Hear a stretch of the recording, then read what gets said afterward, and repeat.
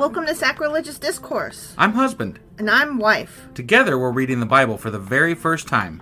We grew up without religion and wanted to know what all the fuss was about. Well, what have we learned so far? That God is a dick, and apparently some people believe in talking donkeys? We're not trying to pass ourselves off as experts. Nope, we're just reading the Bible for the first time and giving our first take reaction. If you'd like to join us in this venture, you might consider starting at episode 1. Otherwise, jump in wherever you like. All right, let's go read the Bible. Yeah, let's get to it. Husband! Wife! Do you know where the hell we are, and do you remember what the hell happened? Well, we just finished reading Isaiah chapter 34. Sure as fuck And did. in there was a lot of birds and Edom getting trashed and turned into a hellscape and birds. There was birds. There was a lot of birds. There was owls. There were so many owls. But yeah. They might not have been owls. He might have been talking about demons. Right. Instead And of Lilith birds. maybe sort of kind of in As a a roundabout demon? maybe. Yeah. Kind of. Sure. Yeah. The Valley So- of Hinnom and that whole hell thing. Yeah. So it was hellish or something. Sure. And that was Isaiah chapter 34, Yes. which means that today we'll be getting into... Isaiah chapter 35. All right. You ready to do this? Yes, I am.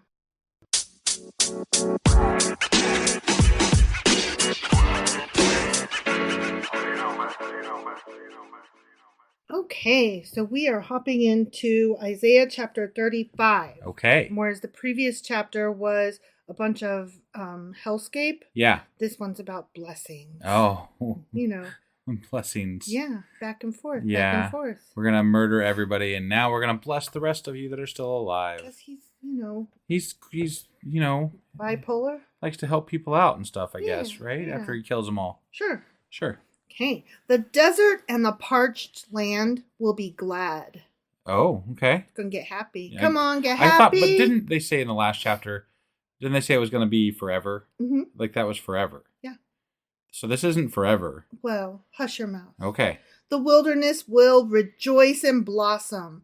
Like the crocus, it will burst into bloom. What's a crocus? It's a type of flower, and we've actually run into this before. The translation that we use, I think it was in Psalms maybe, or Proverbs. Okay. Or Song of Songs. Yeah. One of those three. But they mentioned the crocus. And actually, most translations use the word rose instead of crocus. And two other ones are lily and jock something. Jock something. Jock Okay. something. All right. I can't remember. It's a Sure. type of flower. I got it. Okay. Yeah. But it's a flower. Yeah, it's a flower. Okay. Like the crocus, it will burst into bloom. It will rejoice greatly and shout for joy.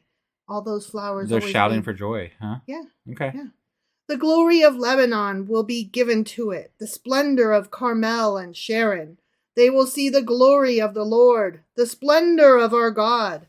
Strengthen the feeble hands, steady the knees that give way. Say to those with fearful hearts, be strong, do not fear, your God will come. He will come with vengeance, with divine retribution, he will come to you. That doesn't sound like a good thing. He gonna Divine get ya. retribution.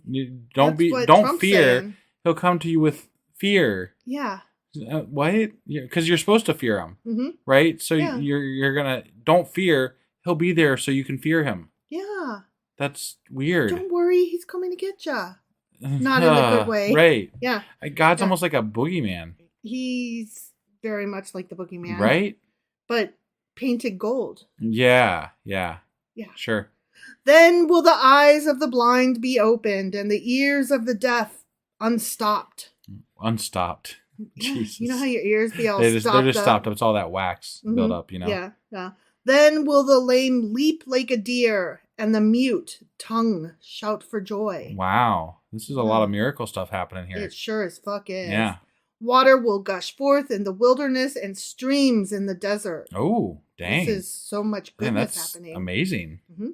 The burning sand will become a pool, the thirsty ground, bubbling springs.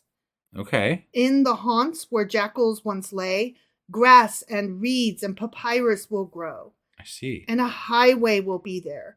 It will be called the Way of Holiness. It will be for those who walk on that capital W way. Okay. Yeah. The unclean will not journey on it. I see. Wicked fools will not go about on it. Is this where the stairway to heaven is? Yes. Okay. Yes. Right. And also take the high road. Yeah. Right. Yeah. This is the high road. Okay. Okay. Mm-hmm. This is very New Testament-y. Sure. Jesus words. Right. Okay. Right. No lion will be there, nor any ravenous beast. They will not be found there. I see. But only the redeemed will walk there, and those the Lord has rescued will return. Okay. They will enter Zion with singing. Everlasting joy will crown their heads. Gladness and joy will overtake them, and sorrow and sighing will flee away. The end. Wow. Yeah. That's a lot of good stuff happening to people that made it through all that total destruction. The land's being torn apart with blood everywhere. Yeah. And the dancing in animal fat. The tar pit that is Edom. Yeah. I mean, God really fucked people over in the chapter prior to this, at least as far as a prophecy is concerned. Right. And now the we're fires just like, of Gehenna. Yeah. Yeah. And now we're just like, I guess it's all forgiven and everything's going to be good again. Yay! Woohoo! That's God Love for me you. a retribution party. I think that this guy just like, I think that this is straight up Isaiah. I think Isaiah is like, he's like, I am going to tell you all the bad shit that's going to happen. And then I'm going to tell you that if you're good, this is how, like, this feels like a sales pitch. Yeah. It feels very, like the media that we watched today, actually, like insofar as like, this is all the bad stuff that's happening because of this. And if you don't do this, then we're going to be horrible and everything's going to be suck. If you don't vote for the Republicans, then our southern border is going to open wide up. And even though they haven't for the last 50 years, they're all of a sudden going to come get you. Every single bad guy across the whole entire planet is going to come up from that southern border with all their drugs and guns, and they're going to be killing us on the streets. Right, and only Trump can save us. Only Trump or whatever Republican they put forth, but by God, do not put a Democrat in there. It will happen someday, somehow. Right. Not really, but whatever. But doesn't it sound very familiar? It sounds like the same shit that we're dealing with today. It's just in a biblical, this is biblical. You know, like it's the same rhetoric. It's the same words. It's just in a different context. Yes. So, all right. Well, that was a short chapter today. It sure as fuck was. So I guess, we all get a break and we get to go home early today and, listen to another podcast or something maybe. I don't know. That's nice because we're recording this on my birthday. We are. Happy birthday, wife. Thanks, husband. Yeah. If you'd like to send wife a birthday well wish, do so on our various social medias. Or, we do have an email address. It's sacrilegiousdiscourse@gmail.com. Oh, yeah. Send wife some happy birthdays. Yes, dude. Or at least, I guess when you get this, it'll be like a belated happy birthday. But I'm going to tell you, I am not soliciting dick pics. No. Do not send me those. I will see them first, and I will come back at you. Do not send those. Like, I'm not trying to kink shame. Whoever likes dick pics, that's great for them. I am not one of those people. Right. That is not what I want for my birthday, friends. No. Nope. No. All right. So now that we got that out of the way, I guess that was Isaiah chapter 35. Sure as fuck was. Which means that tomorrow we will be back with Isaiah chapter 36. All right. We'll see you then. Okie dokie. Bye. Bye.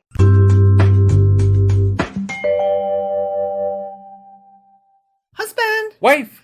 Do you know where we are and how we got here and what we're doing today? Well, we just finished reading Isaiah 35. And before I get into what we read in that one, I do have to apologize real quick because I did bad editing yesterday. Bad editor. Bad. Yeah. So for anybody who hopped on to our regular podcast episodes to try to listen to this, you heard a mess of the ending and the beginning all in one. And I have since fixed that. There may be some podcast apps out there that don't fix it for a couple of days. But if you go to our website, it is fixed on there. And it should be fixed on the rest of the podcast apps here shortly. So I apologize for that, for anybody who missed yesterday's due to that. And sorry. Sorry. That being said, yesterday in our podcast, which was Isaiah 35, It was very, very short. It was very short. And it seemed like it was all just like, yay, we're saving the Israelites and stuff, and good things mostly. Gladness and joy will overtake them. Yeah. There wasn't really a lot to comment on. Like, okay, they're happy now again. No lions will get them on the golden highway, stairway to heaven. Yeah, all kinds of good shit. Take the high road. Happy, joy. Right. Yeah. So that was Isaiah chapter 35. Correct. Which means that today we're going to be reading Isaiah chapter 36. All right, let's do this. Okie dokie.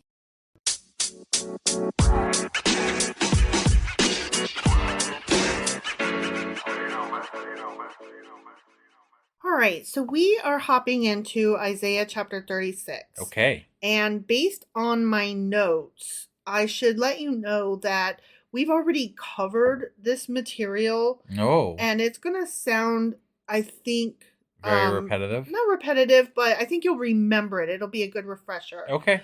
This happened during a battle that we read about in 2 Kings. You expect me to remember all the way back to 2 Kings? That gets into the next thing I wanted to say. I'm very, very annoyed at how this book was put together. I feel like, okay, I know I sound silly, but honestly, I feel like all of the writings, quote unquote, like Psalms and Proverbs and even the book of Job, really, they were put in the wrong place. They separated all the chronicle, the history stuff. Yeah.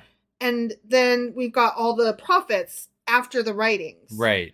But the thing is that what the prophets are talking about and what's happening in the stories of the prophets takes place during those histories. Right, yeah. So they tell it from each individual author's point of view. Right. And it's like it causes the person, if you're reading the Bible straight through. It's like, it's been 2 years since you read about this history, but remember that time? Right. And I'm like, no, I fucking don't. Yeah. No, it would be, I'm sure there's got to be somebody out there that timelines the writings of the Bible. Oh, yeah. Well, I need to see it. I know that there is such a thing. But I'm going to try to find one because I'm just like really out of sorts over this. Yeah. And I'm the kind of person that even when I'm reading Shakespeare, for example, if there's like more than, I don't know, say 4 characters, I got to take notes. Honestly, like if you go through, I have like a compendium, a giant, like every Shakespeare play ever kind of book. Right. And if you flip through that book, index cards will fall out of the book because I had to write who was with who, what family was on this side, who was friends with. Like, even as something as simple as Romeo and Juliet, I couldn't remember who was with the Capulets and who was with the Montagues. Sure. You know? So to ask me to remember all of this, I'm really like offended over it. Yeah, especially doing it out of order. Like, it's very hard to follow sometimes. Yes, this book is so I feel like they made it as difficult for beginners as possible, and it's offensive. I don't think that it was ever really, I don't think the intended audience was ever the layman. You know, like not at least initially. Like it was meant for the religious scholars and people who put the time in to study it to learn better because I understand that, and I know it's just a collection. It's not something that you're supposed to read straight through. But the thing is I've always been told, read the Bible. Sure, yeah. So here I am reading the Bible, and I've never once heard anybody tell me, but take notes as you go, and there's shit that's like not just out of order, but like really inconveniently placed that you might want to skip to the end. Well, you and I have talked about this a lot. I think that when we finish, quote unquote, finish the Bible, I think there's going to be a lot of going back to cover different things. And I think some of that could involve timelining some of this stuff. Yeah. You know, like because it was so out of place. It was so out of order that, you know, a lot of the messages get muddled in this back and forth between, oh, this person said this about this here, but then this about that same thing here. And the same thing, you know, like just it's on and on through the Bible. Like you can't keep like, why are we going back to that one thing, you know, hundreds of years ago here? Well, I was starting to lose track of all of the kings and leaders before we got here. Sure. Like, remember when we started getting into the age of the kings, and I was like, oh no, I'm done. Like, I can't remember all of this. Right. I don't know that, to me also, I'm not sure that the message of the exact names of the kings and the timelines should be, I don't know that should be the important part. The message is the messages that God is giving these people, right? In the Bible, right? In canon. That is supposed to be the overriding theme, the overriding message that we're supposed to be getting anyway. That's what I've always been told, but it's clearly not true. Right. And that's... Well, I mean, it would make it easier to follow these messages if we could get them in context. Right. And they're just not in context. I'm put out over this whole thing. Yeah, no, I get it. I'm frustrated. I get it. Like, as I was reading my notes, I was like, I remember when I'm going to stop and I'm just going to get reading, okay? Okay. So, in the 14th year of King Hezekiah's reign, yeah. remember that guy? I mean, yeah. Sennacherib, king of Assyria. Remember Sennacherib? Not exactly, no. Okay, well, hopefully you will, because he was a big deal. Like, we were dealing with him for a bit. Like, They had a battle. Got it. Sennacherib, king of Assyria, attacked all the fortified cities of Judah and captured them. Oh. Then the king of Assyria sent his field commander with a large army from Lachish to King Hezekiah at Jerusalem. So this part is, we've read this before. Sure. Okay? Yeah. When the commander stopped at the aqueduct of the upper pool on the road to the launderer's field, Eliakim, son of Hilkiah, the palace administrator, Shebna, the secretary, and Joah, son of Asaph, the recorder, went out to him. Okay. The field commander said to them, "Tell Hezekiah, this is what the great king, the king of Assyria, says. On what are you basing this confidence of yours? You say you have counsel and might for war, but you speak only empty words. On whom are you depending that you rebel against me? Look, I know you are depending on Egypt, that splintered reed of a staff, which pierces the hand of anyone who leans on it." Wow. That's harsh words. Right? Big words. Yeah. "Such is Pharaoh, king of Egypt, to all who depend on him." Damn, trash talking the Pharaoh. They do not like Egypt. "But if you say to me, we are depending on the Lord our God, isn't he the one whose high places and altars Hezekiah removed, saying to Judah and Jerusalem, you must worship before this altar? Come now, make a bargain with my master, the king of Assyria. I will give you 2,000 horses, if you can put riders on them. How then can you repulse one officer of the least of my master's officials, even though you are depending on Egypt for chariots and horsemen?" So are you following all this? Yeah, Hezekiah, or I'm sorry, not Hezekiah. The Assyrians are saying, we've got you surrounded. We're really powerful. We've destroyed all your shit, and you're relying on Egypt, but obviously they can't be relied on. So, and I thought it was supposed to be that your God was so powerful. Right, right. So why aren't you depending on your God? Yeah, yeah. Instead of on Egypt. Right. And then also he's saying, we have so many horsemen, we have so many horses that even our horses outnumber your army. Yeah. Like, you couldn't even put men on all the horses that we have. Right. So he's like seriously trash talking these guys. Well, and trying to get, he probably doesn't want to battle any more than anybody else, So He's like, can you guys just give up already? Like, we've won. Exactly. We've got you fucking surrounded. Yeah. Then Eliakim, Shebna, and Joah said to the field commander, and I think that this is the part you might remember. Okay. "Please speak to your servants in Aramaic, since we understand it. Don't speak to us in Hebrew in the hearing of the people on the wall." You remember that? Yeah, I do. Yeah. So we have read this before. Right. Because they didn't want the people to overhear the Assyrian king's people telling them, you guys are all but beat. You guys, like, we have you surrounded, like you said, and sure. we outnumber you. I don't think like when we read it the first time, I don't think it was spelled out in so much detail. It wasn't. It was definitely a lot shorter snippet. And we didn't really understand, like, what the fuck is happening. Right. So I think it's neat. Yeah, but this would have been nice to have this context when we were in the earlier chapter. It would have been cool to read this at that time. Right, yeah. But the commander replied, was it only to your master and you that my master sent me to say these things, and not to the people sitting on the wall, who, like you, will have to eat their own excrement and drink their own urine? Ooh, damn. He's like, we've got you surrounded. We can starve you out. Y'all are fucked. You're going to be eating your own shit and piss in a minute here, so fuck off. They might as well know, yeah. Yeah. Then the commander stood and called out in Hebrew, hear the words of the great king, the king of Assyria. This is what the king says. Do not let Hezekiah deceive you. He cannot deliver you. So he's saying, don't follow your own king. Yeah. Do not let Hezekiah persuade you to trust in the Lord when he says, the Lord will surely deliver us. This city will not be given into the hand of the king of Assyria. Do not listen to Hezekiah. This is what the king of Assyria says. Make peace with me and come out.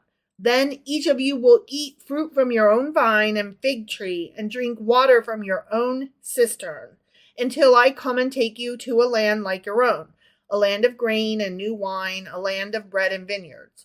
So he's saying basically either we're going to come and starve you out and then we're going to come in and kill you all, slaughter you, or you can join us as probable slaves or something. Well, you can sit here at home safe and sound for a few days until we come back through, and then we will just peacefully take you and relocate you. Right. Like, you will be rehomed. Yeah. And like you said, probably as slaves. Right. But in the meantime... But the alternative is death and starvation, so... Right. So, I mean, it's not a horrible offer, but it's like prolonging. Right. It's not death anyway. It's not instant death. Right. It's just a slow death. Sure. Do not let Hezekiah mislead you when he says, the Lord will deliver us. Have the gods of any nations ever delivered their lands from the hand of the king of Assyria? Boom. I was reading some notes from an apologist, and he was like, this isn't to say that they believed that there were other gods. They just acknowledged that other people believed in other gods. Okay. And I'm like... okay. Yeah, whatever. Right. I'm just like, we could get into this, but... Right. This isn't the only place in the Bible. I honestly don't... The way the Bible reads to me, it doesn't feel like people took God as seriously as they do today even. Yeah, I agree. Like they were more just this entity that it was like a crapshoot, like sometimes, I want this God to win today, so we're gonna bow to this God. Like sometimes we're like super spiritual and we're like, oh, look at our great crops and we should like thank that God, or oh, our crops are shitty, we should pray to this God. Right. But like any other time when it's just like middle ground, they probably weren't even thinking of the gods. It feels that way. Right. Because they had other idols and stuff most of the time anyway. Yeah, exactly. So. Where are the gods of Hamath and Arpad? Where are the gods of Sepharvaim? Have they rescued Samaria from my hand? I'm going to guess no. I'm going to go with no. Yeah. Because I've never heard of I don't those know places. the answer, but yeah, that doesn't sound like... Right? Yeah. Who of all the gods of these countries have been able to save their lands from me? How then can the Lord deliver Jerusalem from my hand? But the people remained silent and said nothing in reply because the king had commanded, do not answer him. Okay. Do you remember all of that? Yeah. And we were like, I call bullshit. They would have said something. Right. Then Eliakim, son of Hilkiah, the palace administrator, Shebna the secretary, and Jonah, son of Asaph, the recorder, went to Hezekiah with their clothes torn and told him what the field commander had said. The end. Oh, that was it? That was it for that chapter. Oh, wow. Yeah. So that was just like a very much... It was that... much more detailed version of what we read before. It's that conversation expanded upon. Yeah.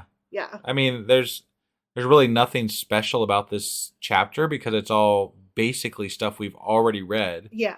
And yeah, here's this battle happening. And I can even imagine that, not even imagine. I know this because we already fucking read it, but like God's going to win, like Right. that's, and of course we're reading the Bible. So we always know, even if we don't know, God's going to win. Yeah. If he wants us to lose, we'll lose, but we'll only lose temporarily. And then we'll win somewhere down the line. Maybe. Either way, it doesn't matter. We're winning.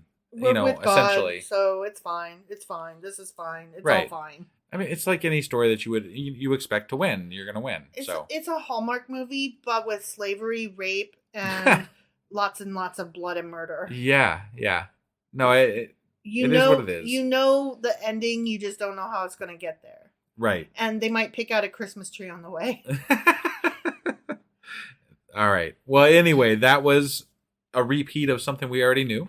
From 2 Kings. Mm-hmm. And so that was Hezekiah chapter... No, that was Isaiah. Oh, my God.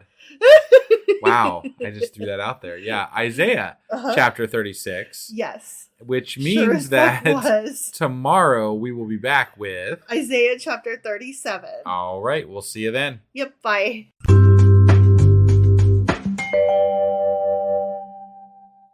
Husband! Wife! Do you remember where we are and how we got here and what the hell is up? Well, we are in Isaiah and we just finished chapter 36. Correct. And I gotta be honest, I'm struggling here, but I think there was a lot of help me out here. Yeah. It was a re-up of what happened in 2 Kings. That's right. When the king of Assyria sent his main man to go talk shit. Yeah. The Assyrians had just taken down a lot of their other cities and they had surrounded Jerusalem and then the guys went out to meet him and they were talking shit about everything and they were like, don't talk in that language. And they were can, like, whatever. Shh, keep it on the down low. You're scaring the peoples. And dude was like, fuck you. I'll shout it. Right. Yeah. And he actually did some good talk shit. Yeah. And it was a lot more detail than was in 2 Kings. So it was actually... It would have been nice to have back when we read that, which I did in our podcast. I did link to those other episodes that it was in. Oh, good, because sometimes we forget. Yeah, and it was 2 Kings or 19. It was 2 Kings 18 and 19. Oh, okay. So it kind of goes through both of those. I didn't realize it was both of them. Yeah. I knew, I tracked it down to one or the other, but I didn't realize it was both. Yep. Before we get into what we're doing today, I did have a shout out I want to give here to a new patron. Ooh. Yeah. So they joined our Patreon as under the name Amanita Soul. Which is fucking hilarious. Amanita is just a neat name, but then you add soul to the end of that. No, it took me a minute to actually get it because I was like, what? That's a really cool name. But then I was like, Soul. And then Amanita. Oh, yeah, Amanita Soul. Amanita Soul. Yeah. Okay, I got it. But their name is actually Terry D. And we wanted to really thank them immensely for joining as a new patron. Terry D, thank you. And we just can never really appreciate you enough. I mean, what you do for us by joining as a patron really helps keep this thing going, pays for the things that we need to have paid for. And I mean, it just means so much to us and helps us out so much. It's true. We are just ever grateful. Definitely. So thank you, Terry, very much. Thank you, Terry, very, very much. That being said, we just finished Isaiah chapter 36, which Correct. means that today we're going to be getting into Isaiah chapter 37. All right, let's do this. Okie dokie.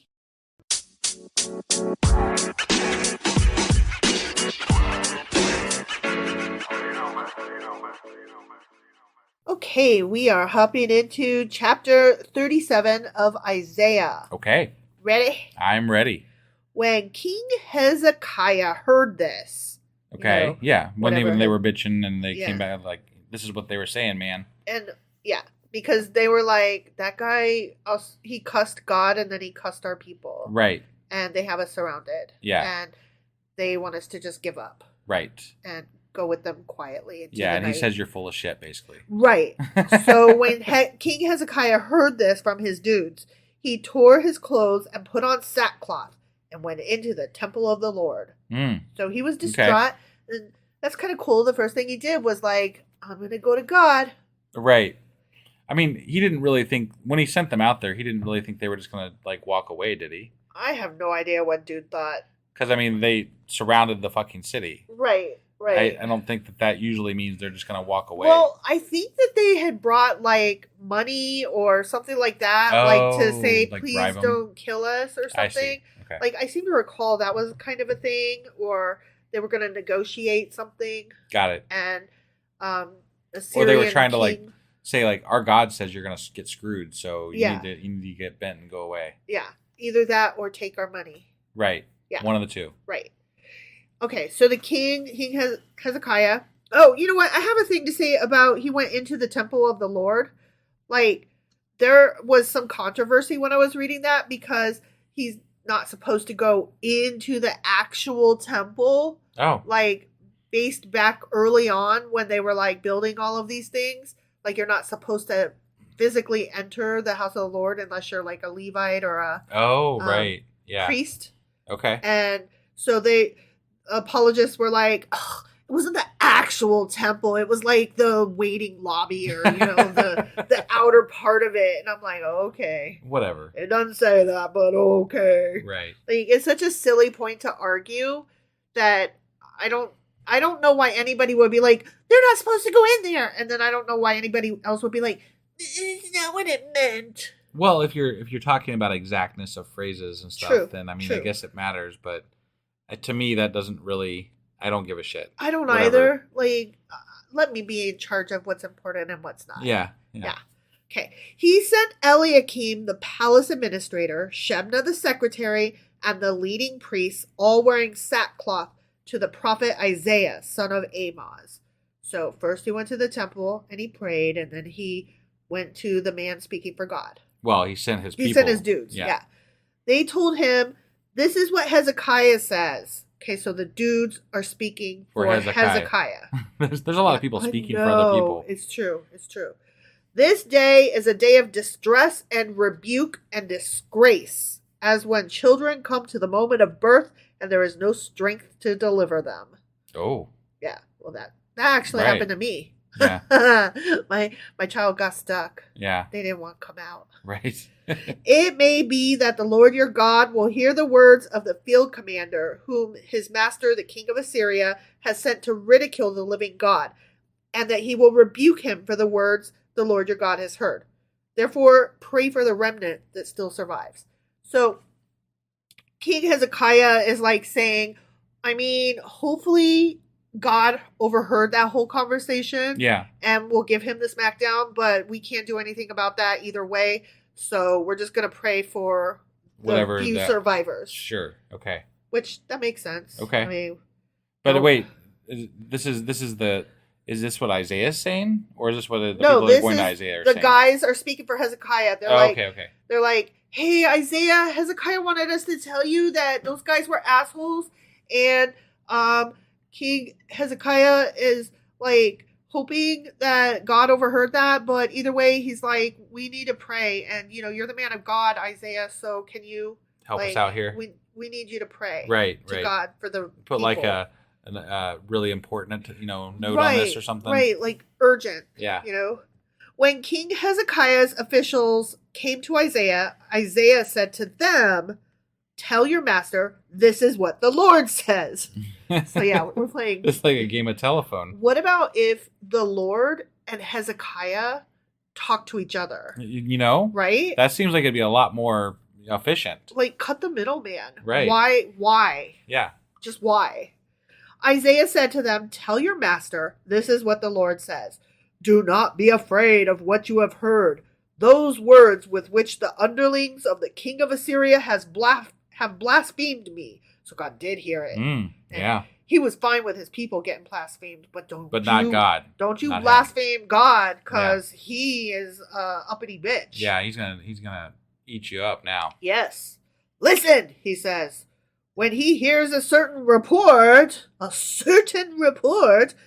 will make him want to return to his own country. And there, I will have him cut down with a sword. Boom. Wow. What do you think of that? I mean, yeah, that's not good for them. He's like, Isaiah is telling them, God got you. You don't worry. Right. Yeah. Which, I don't know how I feel about that. This doesn't sound...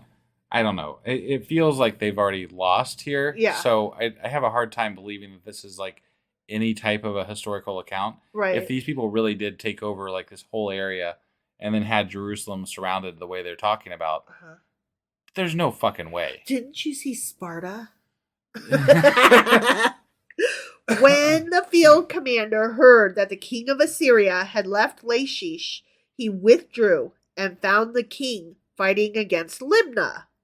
Now Sennacherib received a report that Tirhakah, the king of Cush, was marching out to fight against him. When he heard it, he sent messengers to Hezekiah with this word: "Say to Hezekiah, king of Judah, do not let the God you depend on deceive you when he says Jerusalem will not be given into the hands of the king of Assyria."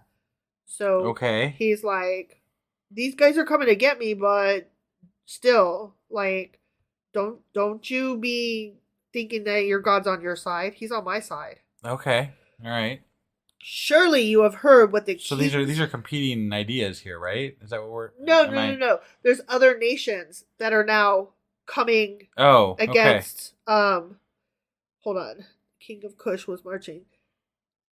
These other guys are coming to against the king of Assyria now. Okay. But I thought they were going to get in trouble for asking for help from other nations too. They didn't ask for help from other nations. They just showed up. Correct. Okay. Well, right. They didn't show up to help Hezekiah. They're just like, hey, while these guys are at war with each other, let's war them too. Okay. So they're like, get them. Sure. And so Sennacherib is like, well, don't be fooled into thinking that this is like good. God's not really on your side, you fuckfaces. Right. When the field commander heard that the king of Assyria had left Lachish, I just read that, sorry. Now Sennacherib received I just read that too. Sorry. Okay. When he heard that they were marching to fight against him, he sent messengers. Say to the king of his... I didn't realize how far back I had scrolled. Sorry. Okay. Jerusalem will not be given into the hands of the king of Assyria. Okay. Surely you have heard what the kings of Assyria have done to all the countries, destroying them completely. And will you be delivered? Did the gods of the nations that were destroyed by my predecessors deliver them? The gods of Gozan, Haran, Rezeph, and the people of Eden who were in Telassar? Ooh, Eden. Wow. Huh? What? Where is the king of Hamath or the king of Arpad? Where are the kings of Lair, Sepharvaim, Henna, Iva? If I had to guess, I'd say dead. Yeah. Or enslaved. Yeah. Like, basically, all these various little gods mean nothing. Like, right. I'm not worried about them. Yeah. Hezekiah received the letter from the messengers and read it. Then he went up to the temple of the Lord and spread it out before the Lord, because the Lord can only read it if you... if you take it up really high and then spread it out. And he's like, put on your monocle. And Hezekiah prayed to the Lord. Lord Almighty, the God of Israel, enthroned between the cherubim, you alone are God over all the kingdoms of the earth, even though the majority of them have never heard of you and don't know anything about you. Right. Okay. Yeah. You have made heaven and earth, but you didn't, though. Give ear, Lord, and hear. Open your eyes, Lord, and see. Listen to all the words Sennacherib has sent to ridicule the living God. It is true, Lord, that the Assyrian kings have laid waste all these peoples and their lands. They have thrown their gods into the fire and destroyed them, for they were not gods, but only wood and stone, fashioned by human hands. Now, Lord our God, deliver us from his hand, so that all the kingdoms of the earth may know that you, Lord, are the only God. Okay. That's a strong prayer, actually. Prove yourself. Yeah. I mean, that's a strong prayer. Right. I kind of, like, that's showing your faith. Like, I respect that, honestly. Right. Like, you're about to get beat, might as well. Then Isaiah, son of Amoz, so Isaiah, the prophet, sent a message to Hezekiah, the king. Okay. Mm-hmm. This is what the Lord, the God of Israel, says, because God is too much of a little bitch to come talk to you himself. He told me to tell you. Right. Because you have prayed to me concerning Sennacherib, king of Assyria, this is the word the Lord has spoken against him. Okay, are you following this? Yeah. He's the like, God's now speaking against the king of Assyria. Yeah. He's like, Because of God the heard prayer, him. because of the prayer that Hezekiah did, and now God is telling Isaiah to tell Hezekiah that through He's like, him. I heard them and I read your letter. See, again, it all seems very inefficient. Yes. So. That's not very practical No. for a God who's supposed to be perfect. Especially when you have enemies like right outside your walls, right? You know? At the gates. Enemies at the gate. They're here. Yeah. Virgin daughter Zion despises and mocks you. Daughter Jerusalem tosses her head as you flee. Who is it you have ridiculed and blasphemed? Against whom have you raised your voice and lifted your eyes in pride? Against the Holy One of Israel. How dare you fucking insult me, you bastards? But is this Isaiah saying this to them, the Assyrians? No, he's still talking to Hezekiah. Okay. And he's speaking for the Lord. Got it. By your messengers, because he's telling Hezekiah to tell them. Okay. Yeah. By your messengers. So he's going to send his people again. Yeah. You have ridiculed. Hezekiah is going to send his people again. Yeah. Sorry.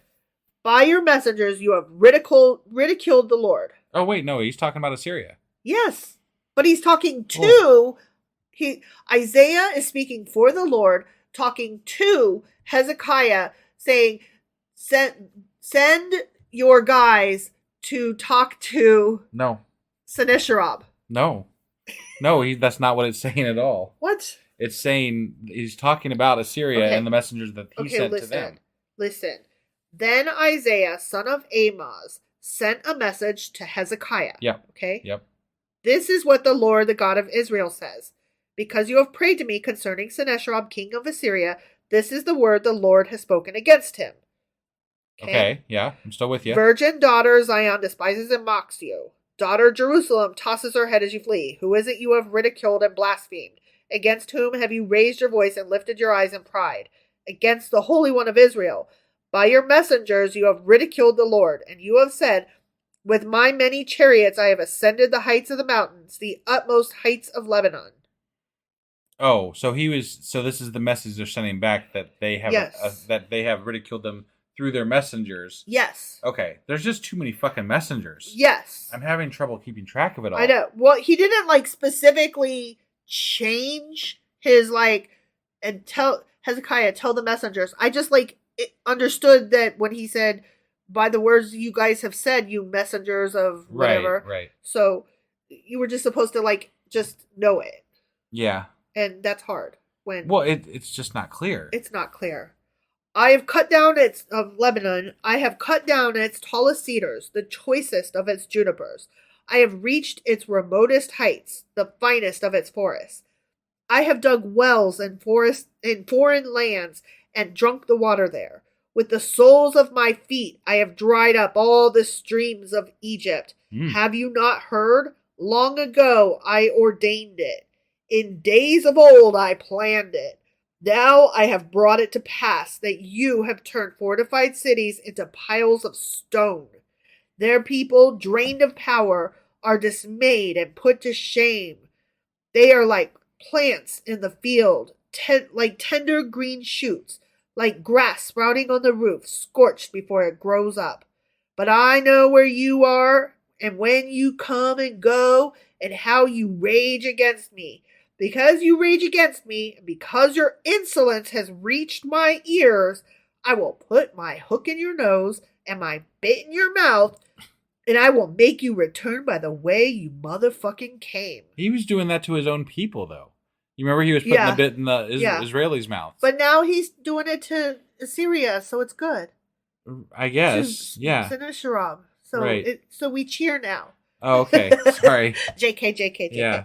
This will be the sign. Oh, he's talking back to Hezekiah now. Okay. Yeah. Isaiah, speaking for God, is now directing the message to Hezekiah. Okay. This will be the sign for you, Hezekiah.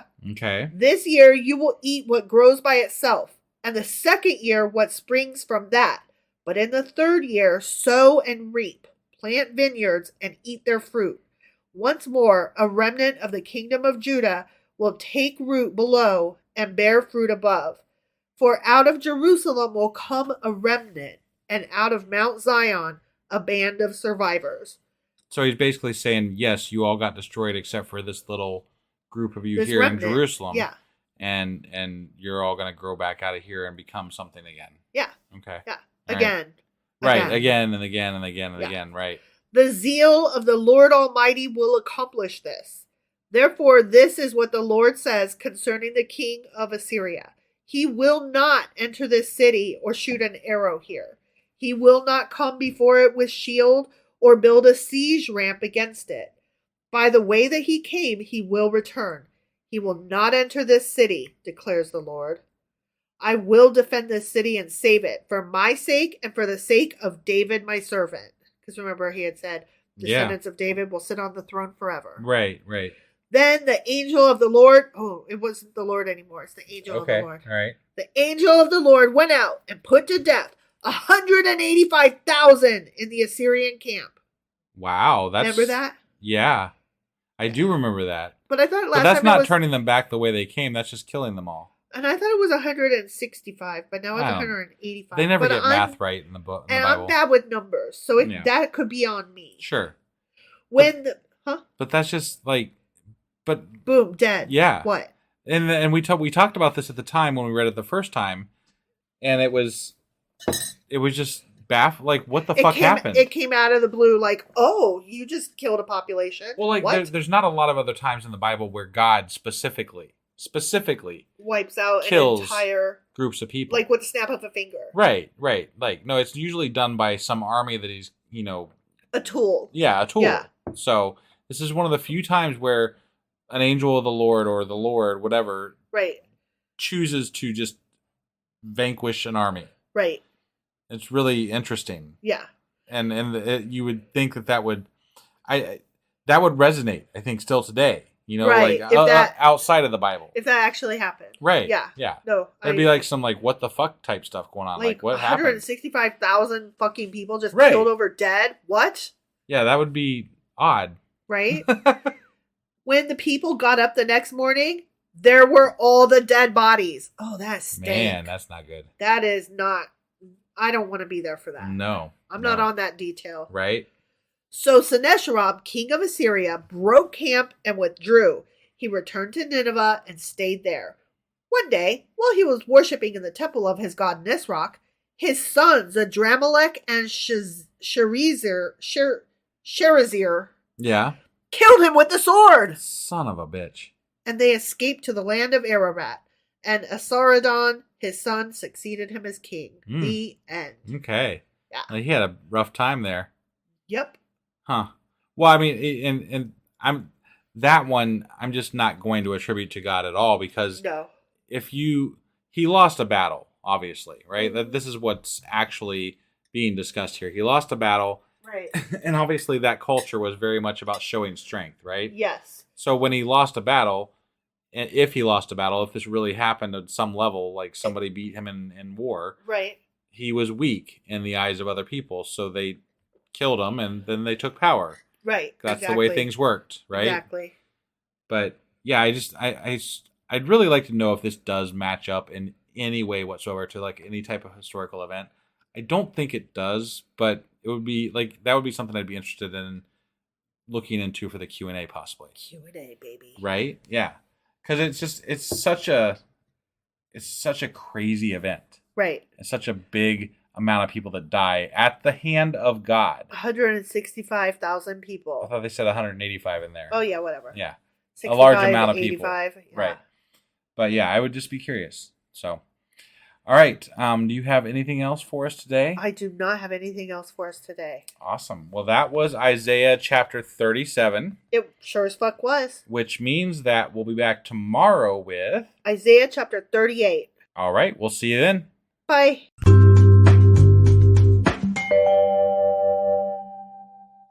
Husband. Wife. Do you remember what happened yesterday and where we are? Well, yesterday you were sick as fuck. I was. So yesterday I put out a special replay of an old Christmas episode we did a couple years ago. I was But sick. prior to that, we did Isaiah chapter 37. Correct. And I believe in that chapter, the angel of the Lord killed like 100 and something thousand people. 185,000 people. And God and Hezekiah were playing phone tag with all the messengers and shit. Yeah. So, and Sennacherib's guys. Right. So everybody was like saying, God told me to tell you to tell. Right. Yeah. No, it was extremely hard to follow. It really was. I'm like, God, just talk to each other, for crying out loud. And it made it worse in that we've actually already read some of this in 2 Kings. So it's like, ugh. Yeah, right. So anyway, that was Isaiah chapter 37. Sure as fuck was. Which means that today we're getting into Isaiah chapter 38. All right, let's do this. Okie dokie.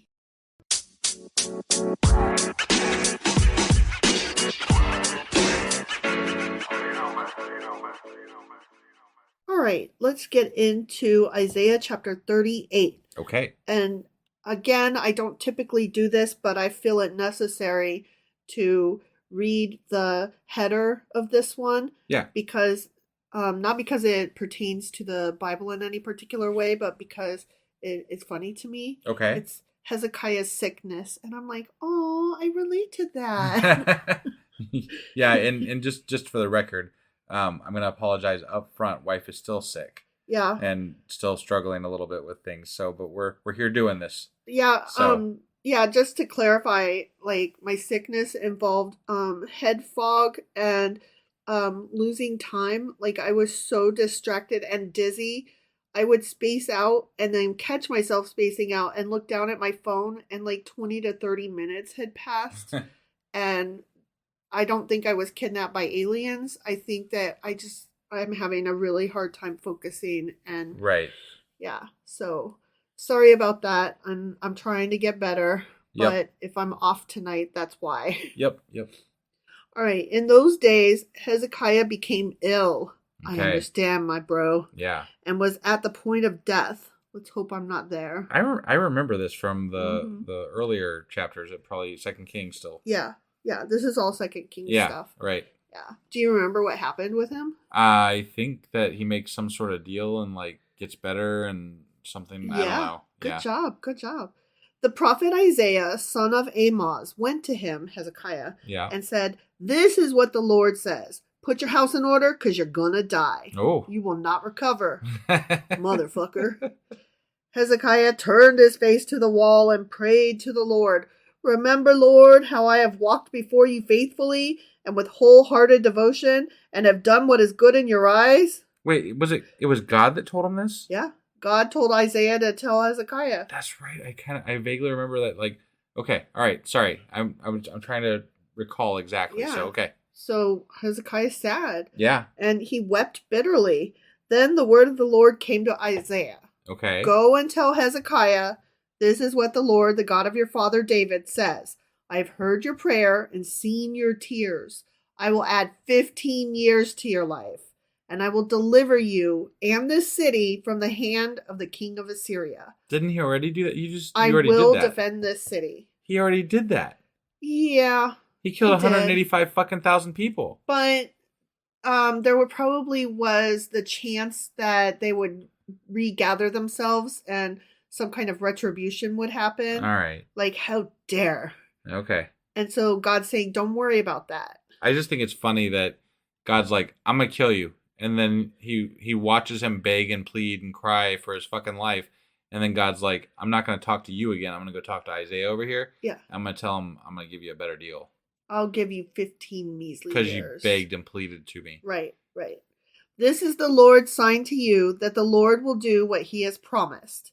I will make the shadow cast by the sun go back the 10 steps it has gone down on the stairway of Ahaz. So the sunlight went back the 10 steps it had gone down. Now what's interesting to note in this is that in 2 Kings, in that version, God gave Isaiah the choice of having it move forward or back. And Isaiah chose have it go back because that seemed to be to him the harder way to have the sundial move back 10 whatever. Got it. 10 shadow digits or whatever. Okay. Yeah. So the sunlight went back 10 steps. So Okay. either he See, moved. too, he moved. He turned back time. Yeah. And I think at the time we said, if I could turn Right. back time. I'm sure we did. Yeah. I mean, it would only that it had to. If we didn't, Had to that'd fit. be It a was a travesty. right. Yeah. Yeah. We failed if we did not do that. Right? A writing of Hezekiah, king of Judah, after his illness and recovery. Okay. Okay? Mm-hmm. I said, in the prime of my life, must I go through the gates of death and be robbed the rest of my years? I said, I will not again see the Lord himself in the land of the living. No longer will I look on my fellow man or be with those who now dwell in this world. Like a shepherd's tent, my house has been pulled down and taken from me. Like a weaver, I have rolled up my life, and he has cut me off from the loom. Day and night, you make an end of me. Wait, this is supposedly after he recovered, right? He wrote this after he recovered?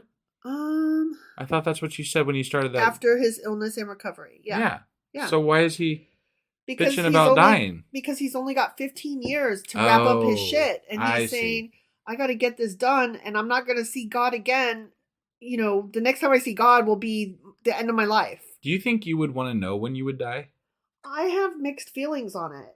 Yeah. Because, in the notes that I was taking, or the stuff that I was researching, a lot of people said that it was a boon because then you would have the time to make things right and to tie up loose threads and, to see to your affairs and say goodbye to all the people that you love. But I feel like I feel like life in general, right? Life is about making plans and about, doing things and fulfilling, goals and things like that, right? So if you know when you're going to die, though, you're going to spend a large portion of that time that you have left just preparing to die. Right. And not preparing to live. Exactly. So I feel like it robs you. It's so much like what he's writing, I guess. It robs you of your life. It robs you of choice. I have a story I can relate that kind of touches on that. Yeah. When my dad was in the military, he was stationed overseas on this teeny tiny Air Force base in southern Italy. Yeah. That no longer exists. Right. And on this base, it was just like this perfect microcosm of humanity, at least for me and for a lot of the people that I keep in touch with from that time. We all miss it fondly. Yeah. And some of us more than others even ache for it. I am one of those. Sure. I can remember at the time, okay, we had this thing called a short timers calendar. And it's where you have a calendar and you mark up, like you count down to the day that you're leaving. Right. Because a lot of times people would be excited, to leave, get back to the States. Well, or to go to their next assignment. Sure. Like a lot of people were going to a different country or they're going home to their family. Yeah. Or, whatever. They hate their boss and they can't wait to get to their next job. Right. You know what I mean? Yep. So there's any number of reasons. So we had this short timers calendar and we marked off as a family every day as our time was getting shorter. And I just remember my mom, my dad, and my sister couldn't wait. And I was filled with dread because somehow I just knew I was in this perfect spot that I would never see again. Well, and you told me a lot of stories. You built a really, like, you're all the people you knew were there. So, I was there from 5th to 10th grade. Right. So it was like a very important part of my childhood and youth. Right. And, my first love was there. Yeah. The first boy I ever had a crush on, my first kiss, like basically my first almost everything was right there. And to know that it was coming to an end almost put a pall over the beauty of it. Like I knew it was wonderful in the moment. They tell you be present and appreciate what you have. And I did that, but I was also aware daily with the countdown that it was going to end and when to the very date. Yeah. And that was hard. So I don't know if I would want to know. Would it have been harder or easier if you would have just been, pulled out and moved away? I really don't know. Yeah. I really don't know. I mean, I'm just curious, like that's kind of what I was getting at is like, is it better to not know or is it better to know? I don't know because, I mean, I suppose that there were people that would have been stationed there and then like something came up and they might have got transferred like within a few days, Right. emergency or something. I don't know those situations because I was not a service member at I that guess time. the way I feel about it, like especially with a case like that, you would probably know at least a day or two ahead of time.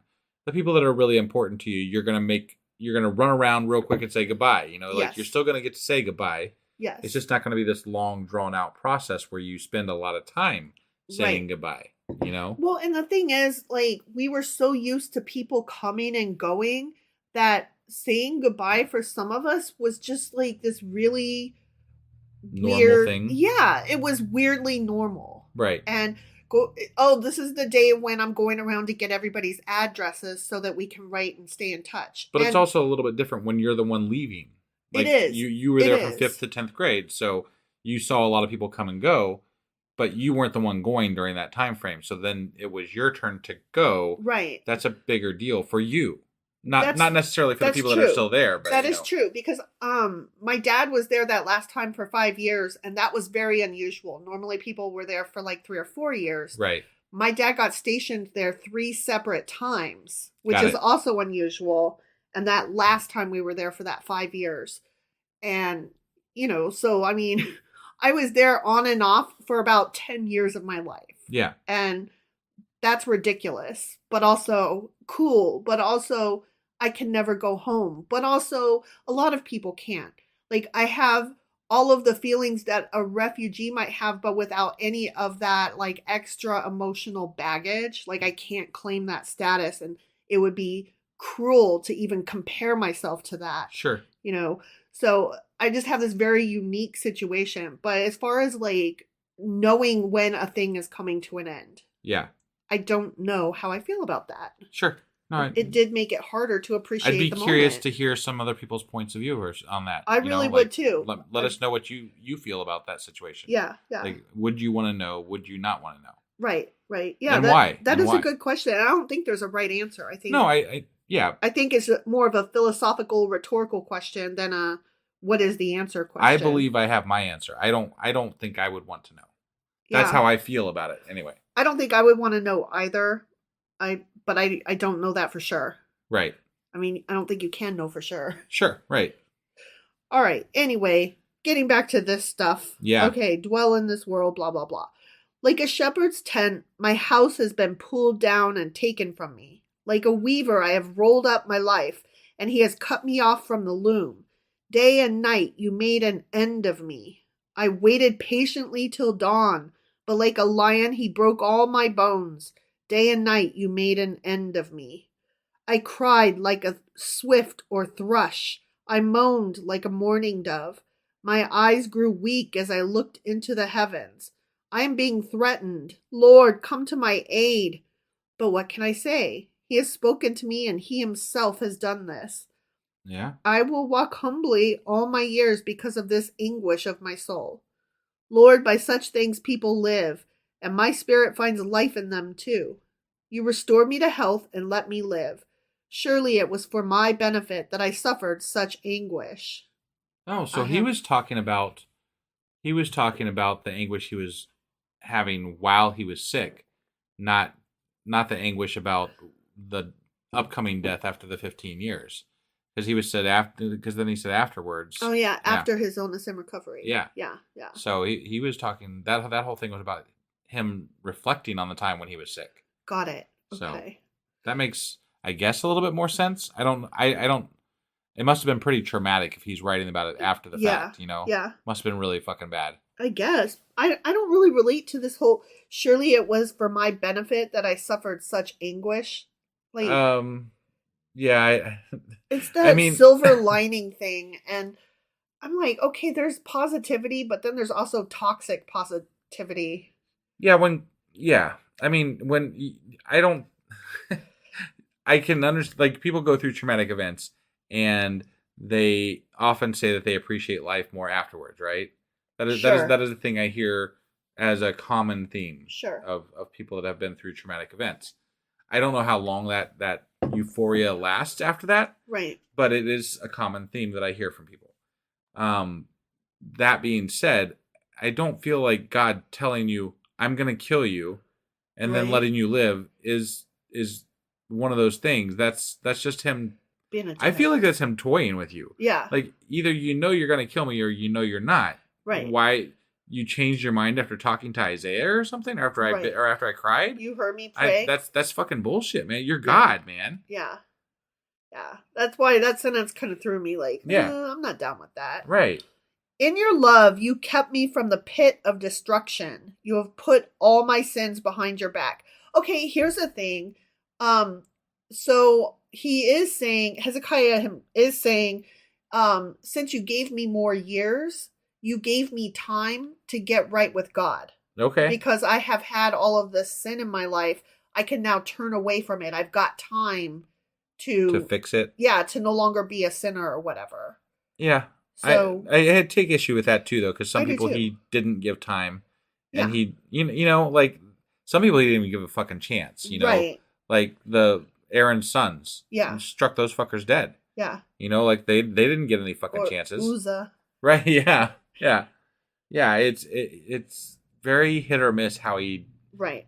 Depends on if they have an important story or not, I guess. Yeah. Yeah. For the grave cannot praise you, death cannot sing your praise. Those who go down to the pit cannot hope for your faithfulness. The living, they praise you, as I am doing today. Parents tell their children about your faithfulness.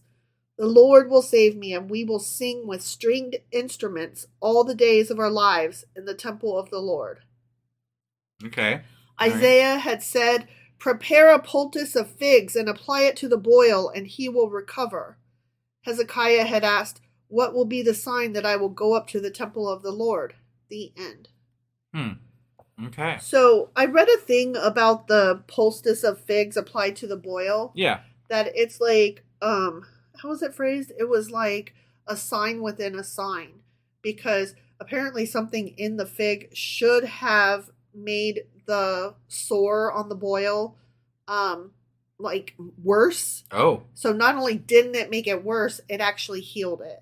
Okay. So that's interesting. Yeah. I don't know. Why? Well, what's the symbolism there though? That was a sign. Oh. It's not symbolism. It's just it's a sign of God's doing this, not the right thing that they put on the boil or whatever. Yeah. Right. Yeah. Okay. Because remember, the first sign was that he moved the clock back 10 shadow pegs or what the fuck ever. Yeah. And so this one is that if you put figs, a poultice of figs on your boil, it'll heal immediately. Got it. So they put something on it that should have made it worse. And it got better still. And instead it got better. Okay. So that's magic for you. Got it. Well, this is a story we've already read prior to this, so I don't know that I have a lot more to say. I think I said pretty much everything I wanted to say, so. Yeah. That was Isaiah chapter 38. Sure as fuck was. And let's see, we will be back. Tomorrow is Saturday, so we'll be back tomorrow with Q&A Saturday. And then on Sunday this week, I believe we're doing Patreon. And I'll get the weekly wrap up together, and then we'll be back on Monday with Isaiah chapter 39. And hopefully we won't have any more sickness. I hope not to. Yeah. We'll see you guys. Bye.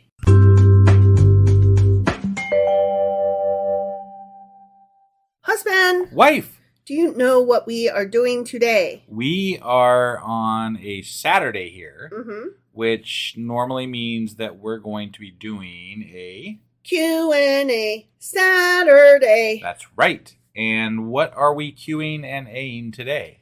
Today we are covering the 4 chapters that we did this week instead of 5. Why was that? Because I was sick. Why were you sick? I guess I didn't pray hard enough or something. I don't know. You got better, so you must have done something right. I mean, better is like... You're not as bad as you were. I'm not as bad as I was. Right. Yeah. Yeah. I don't know. I took a home COVID test and it came back negative. Right. And I protest that, honestly. I feel like what I have is COVID. Right, But right. anyway, whatever. Yeah. Be that as it may, we are covering Isaiah chapters 35 through 38. All right. You ready to do this? I am. Are you? I'm ready. Let's do it. Okie.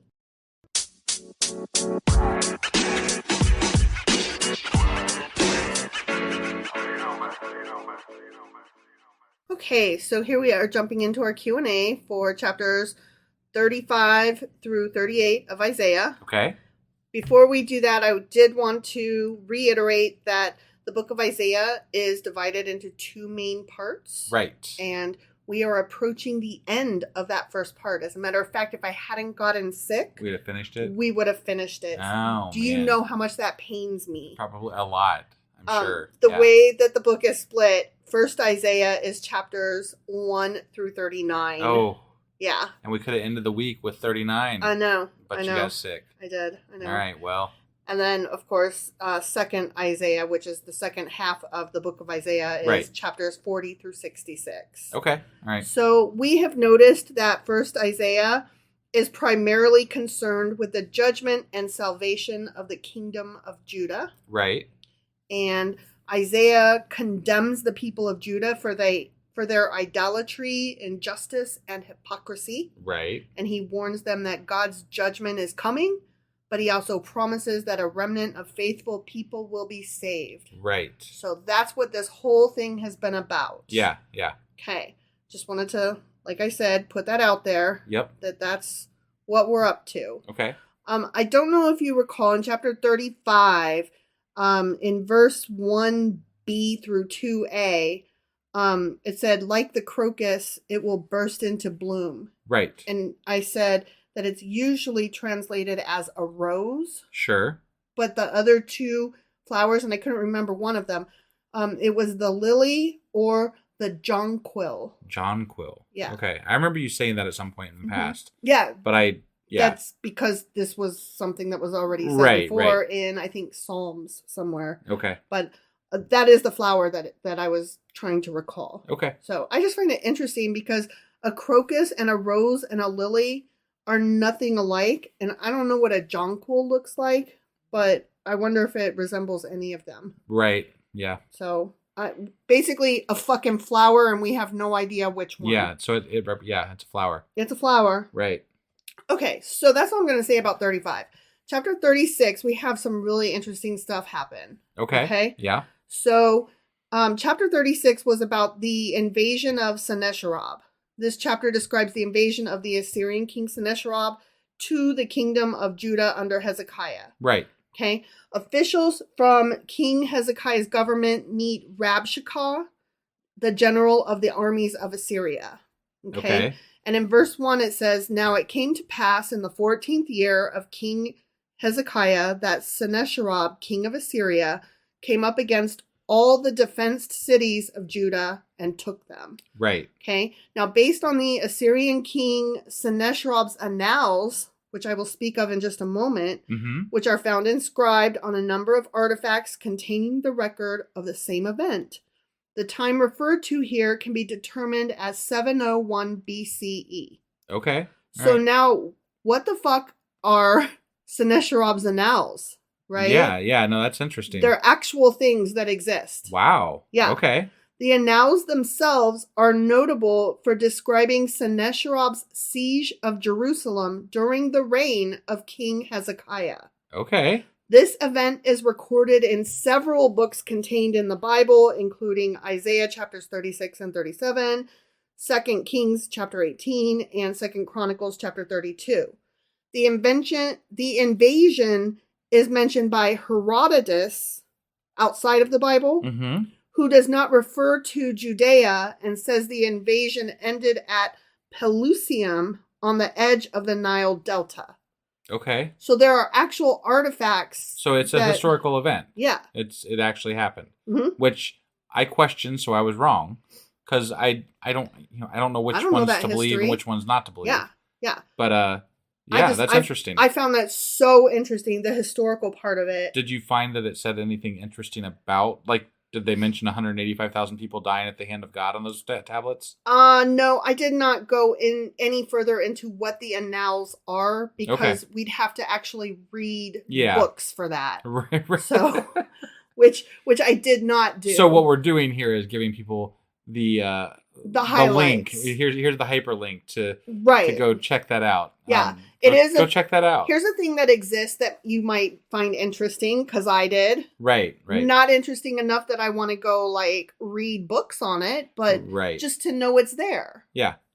That's cool. Yeah, no, that intrigues me very much, and you know me because I love history. I know, that's why. Now I might do some more research into that myself. Yeah, actually. I could not wait to tell you about Sennacherib's Annals. No, I'm very, very interested. Mm-hmm. Yeah. So it should be noted here that the text in Isaiah 36 chapter 36 verse 1 omits the admission of defeat and the payment for substantial reparations by Hezekiah to Sennacherib, which is recorded in 2 Kings chapter 18. Oh, yeah. So, okay. I always like when I... You had remembered that. I didn't remember that one. Like you had said something about that either during the podcast or when we were talking amongst ourselves. I can't remember which, but you had mentioned that to me at some point, either, like I said, in the podcast or not, but... Well, I always, when I see it come up a way that it has been mentioned, like the event has been mentioned before, but here's how it differs, that's the part that interests me. Yeah. So the fact that they're like, yes, we did talk about this in 2 Kings, however, this is how it differs. Right. So I just like that kind of stuff. So moving on, still in the same chapter, Rabshakeh speaks against Judah's trust in an alliance with Egypt. One of the great battles for Hezekiah during this time was the temptation to make a defensive alliance with Egypt. Right? We remember that. Yeah. Which seemed to be the only nation strong enough to protect Judah against the mighty Assyrians. Sure. So in this sense, Rabshakeh is speaking the truth when he says, you totally should just be defeated or give up or make an alliance or whatever. Right. He's speaking the truth, but from a different perspective, like not in a godly perspective, so to speak. Right. Because within canon, God wanted Judah to have no confidence in Egypt at all, but Rabshakeh isn't saying all of that stuff, and isn't doing this to bring Judah to a firm trust in God. He does it to completely demoralize Judah and drive them to despair. Sure. So that was pointed out. Rabshakeh was the messenger from the Assyrians? Mm-hmm. Okay. Yeah. All right. Yeah. So sorry, I just wanted to clarify. I couldn't remember exactly. No, that's fine. So he was saying all this stuff, and like 3/4 of what he said actually fell in line with God's message. Right. As according to Isaiah. But it was from a completely different perspective and for entirely different reasons, which made his message not correct. Sure. Yeah. So that's interesting. According to the Bible. Oh, yes, definitely. Right. According to the Bible. Right. So then Rabshakeh speaks against Judah's trust in God. And in verse 7b, it says, "Isn't he the one whose high places and altars Hezekiah removed, saying to Judah and Jerusalem, you must worship before this altar?" So Rabshakeh knew that King Hezekiah had implemented broad reforms in Judah, including the removal of the quote-unquote high places. Yeah. And we read about that in 2 Kings chapter 18 as well. Sure. Okay. And I remember in 2 Kings, you and I are like, that's weird. Why are they getting rid of all of the different places to worship? Blah, blah, blah. Right. Making it them even all... seems like, and maybe I'm maybe I'm not associating this correctly, but like back when Moses was around and we were talking about Moses and everything, there was a lot of quote unquote high places. Mm-hmm. Like they would build altars on the tops of mountains and things like that. And that feels like that's part of what the high places were. Mm-hmm. So it's very interesting that now, it's godliness to build those, but then it's also godliness to get rid of them. Right. So it's a very interesting. And that is correct. Okay. And it is an interesting dichotomy. Yes. Right. Yeah. Yes. So the high places were spots of individual worship, which were prohibited by God's law in Leviticus. So at first they were building them. I'm trying to think how I'm trying to say this. At first they were building them because they were traveling and it made it easier. Okay. As they were spreading out to be able to, hit up a place. Yeah. But now they're being used incorrectly, so that's why he's getting rid of them. I see. And also it was allowing people to be lazy and not come into town. I see. Okay. So all right. That's the reasoning for that. So Israel was commanded to bring their sacrifices to the official center for sacrifice, the tabernacle, or later the temple, within the city. In the pagan world at that time, it was customary to offer sacrifice wherever one pleased. Altars would customarily be built on high hills in forested areas or at other special places. Okay. That practice was fine during the time of the patriarchs, so during the time of kings. Okay, sure. But now God regarded sacrifice at high places as an offense, so Hezekiah took away the high places and the altars, demanding that people come to the temple in Jerusalem to offer sacrifice. So what's happening here is basically as man changes their mind, they say that God changed his mind. Sure. You know what I mean? Right. Well, and it sounds to me, I mean, I'm probably a little off base with this, but like Hezekiah being the king, wanting them to come into town to worship at the temple sounds like a monetary thing. Mm-hmm. Like, you want taxes them, right? Yeah, it gives you the opportunity for them to shop in town, to do this, that, and the other in town. Whereas if they're not coming into town, they're doing it without any of those, fees that they would, or services that they would buy and things like that. So it sounds a little self-serving. It was, and think about it too. Enacting some kind of major change like this, shows that. Whether it's true or not, we are making a change in how we practice our faith. And the change itself shows our attempt to be closer to God. Right. Whether it's true or not doesn't matter. He's enacting this, and the very shaking up, like a new leader always comes in, right? And he does something new. Yeah. Right? Right. That was his thing. Okay. So he did that for many different reasons, but said it was because that's what God wanted. Sure. Yeah. So, do we believe him? I don't know. Right. I'm just saying there could be many reasons for that. That's all. Sure. But is God came down and told him so one of them? Doubt it. Right. Just because, I don't believe in that. Right. Well, and also even in the book, God's not talking directly to Hezekiah. He's talking to Isaiah. Mm-hmm. So, I mean, there's not really, we know that God didn't tell Hezekiah this probably. Right. If anything, Isaiah was like, we need to do it this way. And of course, a preacher type person or whatever prophet is going to be like, yeah, bring him into town. Then he gets more exposure to people that he can talk to. And exactly. It makes sense. Yeah. It was just a really smart act that they put together. Yeah. So whatever. Yep. Moving into chapter 38, Isaiah made the announcement to Hezekiah, what's going to happen. Right. Like, you're going to die. Right. Right? Yeah. So this happened at the time of the Assyrian invasion of Judah, because Jerusalem had not been delivered from the Assyrian threat yet. Oh, so he fell sick during the invasion. This likely happened between 703 BC and 712 BC. Holy shit. Yeah. That's because you told me that the records show that they were there surrounding Jerusalem as early as like 701. Mm-hmm. So this went on for a while. Mm-hmm. Yeah. Huh. Yeah. Or, well, no, so that would be later. 701 would have been later than 712 or 70. So yeah. They were there for, backwards. I was going the wrong way. But it's still, even if we go all the way back to 712, that's like 11 years that they held out. Right. Yeah. That's fucked up. That's amazing. Kind of. Right. Right. So Hezekiah was 39 years old when he learned that he would be dying soon. Ah. Yeah. So I thought that was like, wow, pretty amazing. Yeah, I can't imagine being 39 and finding that out. That's pretty bad. Yeah. So, 15 years later, he dies and his son takes over. And his son was a little shit who was no good. But his son took over at the age of 12. Right. Yeah. And that was bad. Yeah. So that is really all I have. I just tried to take some interesting things that we hadn't covered already. Sure. From 2 Kings and Chronicles. Right. So. Right.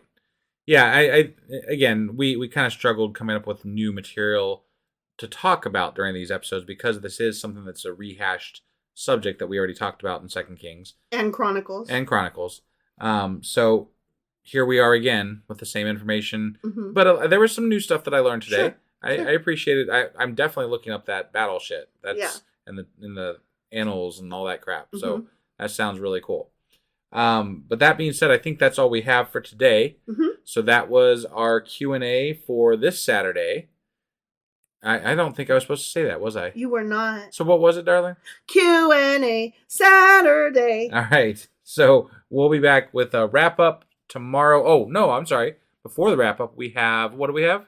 We have a Patreon. Then I'll get the wrap-up. Mm-hmm. And then we'll be back on Monday with... Isaiah chapter 39. All right. We'll see you guys then. Bye.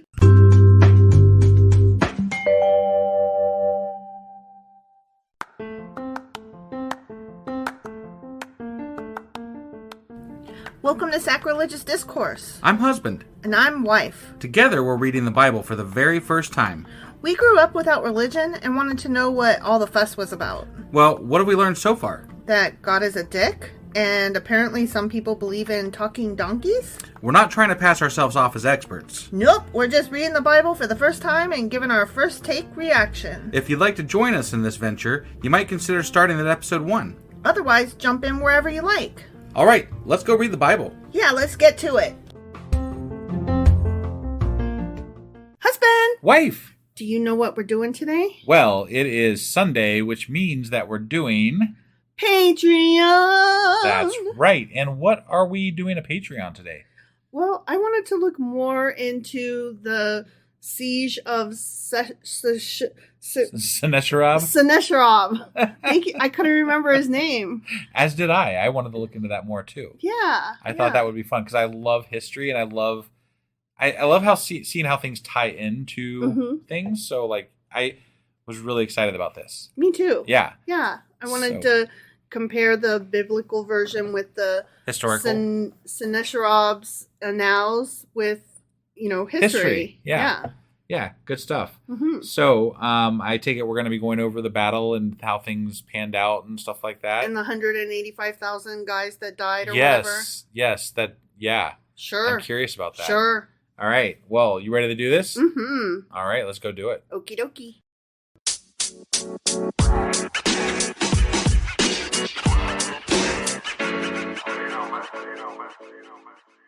All right, so let's talk about Sennacherib and why the Assyrians were coming after Jerusalem and all that. Okay. Yeah. So this was all around 701 BCE. Okay. Yep. And Sennacherib's siege is the aborted siege of Jerusalem, and Jerusalem was the capital of the kingdom of Judah. Okay. And Sennacherib was the king of the Assyrian Empire. Sure. Just to be clear. Yeah. Okay? Historically. Yeah, that actually happened. Right. It was Sargon II's kid. Okay. Okay. Historically. Yes. Yeah. Okay. I got it. The siege concluded Sennacherib's campaign in which he attacked the fortified cities and devastated the countryside of Judah in a campaign of subjugation. Which they did cover in the Bible. Mm-hmm. They did say that he had conquered the other cities surrounding Jerusalem. And that all actually happened. Okay. All right. Yep. Sennacherib besieged Jerusalem but did not capture it.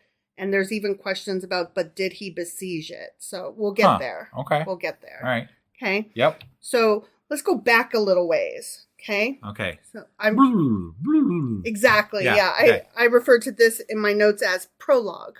Got it. Okay. Yeah. So going backwards in time, because remember, we're in the negative time. So Yes. 720 comes before 701. Right. When you're in the BC. Yes, because it goes the other way. Yeah. Yeah. I'm just saying that because last time we tried to the math do that we math did and bad. we did it the wrong direction. Yes. Okay, so in 720 BC, the Assyrian army captured Samaria, the capital of the northern kingdom of Israel. Okay. And they carried away many Israelites into captivity. Oh, okay. So they got them. Captivity, quote unquote. Right. Yeah. Slavery and ownership. And, right, yeah. Yeah, they got them. Mm-hmm. The virtual destruction of Israel left the southern kingdom, Judah, to fend for itself among warring Near Eastern kingdoms. Now, correct me if I'm wrong, but I feel like the two sections of Israel at the time weren't even exactly the best of friends. They weren't. They were like frenemies. Right. So they might have helped each other in a military campaign, but they wouldn't have helped each other, right, generally speaking. Yes, that is correct. Yeah. So when one got captured and the other one was left to its own, they were like, oh, fuck me.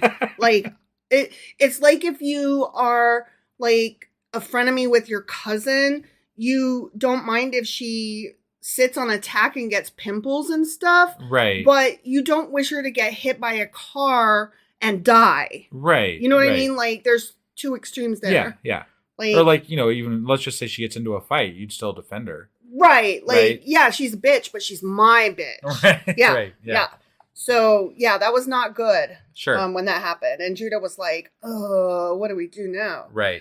So after the fall of the northern kingdom of Israel, yep, the kings of Judah tried to extend their influence and protection to those inhabitants who had not been exiled.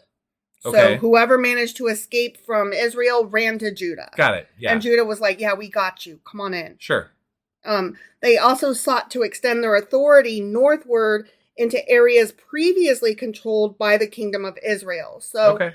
At the same time that they were like, yeah, we got you. Come on in. So they were also like, hadn't quite got all the way down south. So they're like, well, this is our chance to expand our kingdom. Yes. So let's go ahead and do that. Yes. They were like, kind of like, well, we might as well take advantage of the situation and see what we can take. Yeah. And also Sennacherib's armies were split.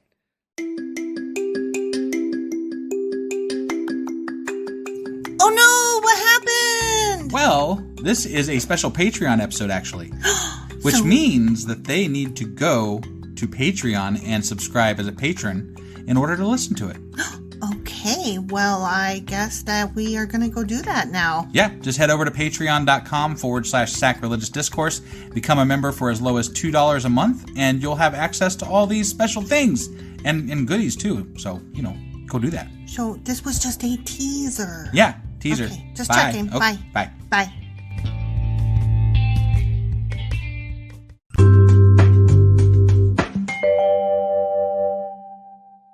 Hey everyone, husband here. Wife is a bit under the weather today, so we're not doing our normal episode, and I do apologize for that. But I wanted to take this opportunity to put out an episode that we did a couple of years ago, back in 2021. It was so far the only Christmas special we've done. It was called A Very Churchy Christmas, and we talk a lot about our church experiences, our Christmas experiences, how we felt about going to or being pressured into going to church, things like that. The consumerism of Christmas, different aspects of how we feel about Christmas in general. So I hope you enjoy this. Don't fret when you get into the beginning of the episode. We do say that it's the weekend before Christmas, but you've actually got 2 weekends, so no stress there. And hopefully wife will be feeling better by tomorrow, and we'll be back with our regularly scheduled episodes at that point. So hope you enjoy this and reach out to us and let us know what you think. Thanks.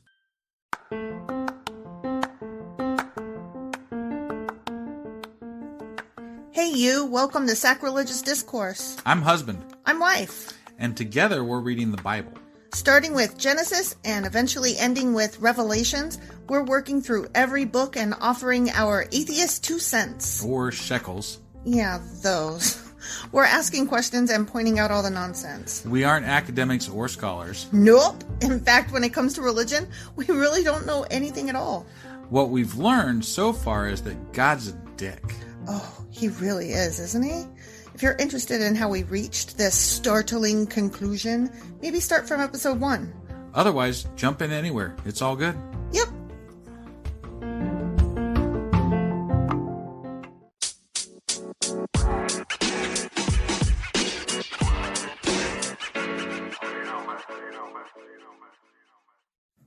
Husband. Wife. Hey. Hey. Happy Christmas. Happy, yeah. Happy Something. Merry Holidays. Yeah, happy holidays. Right. Those things. Yeah. I mean, we're almost there anyway. I mean, yeah. It's like... It's this weekend. What's this weekend? Christmas. Oh, that one. Yeah, that one. It's got to do with that Christian shit, right? Yeah, so I thought that today we'd talk about church things.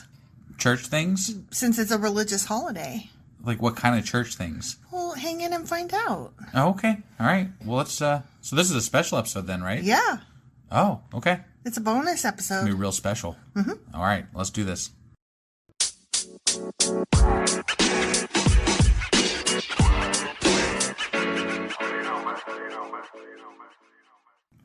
So, since it's Christmas time and that's like a religious holiday, I know. I thought that we could talk about how many people go to church on the holidays. I bet it's a lot more than normally go. It is. It is. That's just my guess. Because you know what? I have been to a church service. No, don't talk about that yet. Oh, sorry. We'll talk about that later. Okay. Sorry. Yeah, I don't want to know about that yet. My bad. I want to talk about See, the this other is why people. you should have told me what the hell we were talking about instead of just making me guess. Well, I didn't want you to guess. I just wanted you to just go with it. Go with me. I went with it. I was going with it. Stop. Yeah, I'm still going with it. Stop. Oh, my God. I want to talk about other people, not us. Okay. Let's talk about other people. So did you know that in the Catholic Church that Christmas is an obligatory day that they have to go to church? Have to meaning what exactly? It's an obligation. Or what? Well, they might be kicked out of their... You're going to excommunicate them because they didn't go to fucking Christmas service? I mean, it's very serious. I don't know what the ramifications are, but there's a social... What if you got COVID? Okay, stop. I'm just saying.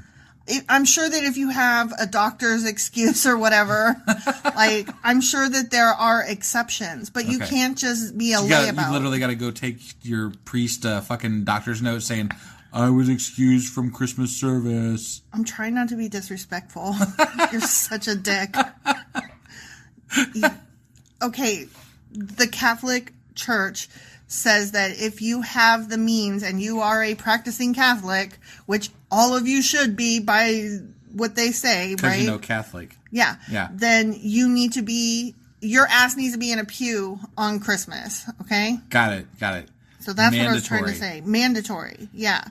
And so there are these different surveys that have been done. Some are self-reporting. Okay. And some are not, obviously. Okay. So of the self-reporting surveys, they found that 6 out of 10 Americans typically attend church on Christmas. 6 out of, so 60%. Interesting. But that's self-reporting. Okay. So then there are other surveys that indicate that... exit polls? Oh my God. Exit polls. Shut up. I'm just saying, maybe. Oh, that wasn't just at Christmas. That's... In general? In general. Oh. Yeah. Okay. Sorry. Well, that's sorry. different. Yeah, that's different. Yeah. I don't know. I had my facts mixed up. Sorry. Okay. So, well, I would 6 say that's out a of lot. 10, I would say that's pretty high. 60% of Americans attend church every Sunday. In their mind. According to self-reporting. But according to actual surveys that don't count on self-reporting, only 37% of Americans attend on that's a dramatic weekly... difference. Yeah. Dramatic. I thought that was interesting. Yeah.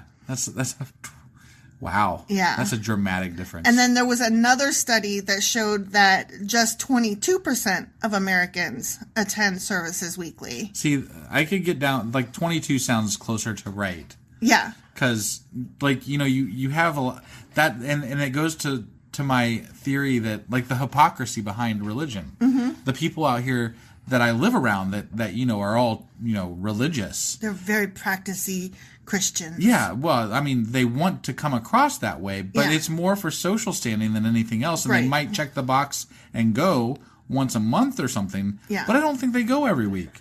I mean, some of them probably do. Some of them probably do. 22%. Exactly. I found this bit of demographic statistic stuff very interesting. Okay. Church attendance remains stronger among older demographics and is more common for women as well as those who lean right-wing politics. I mean, that all trucks with me as far as... Really? I would not... I guess, I mean, I knew it would be older and I knew it would be right-wing. I didn't know that more women than men.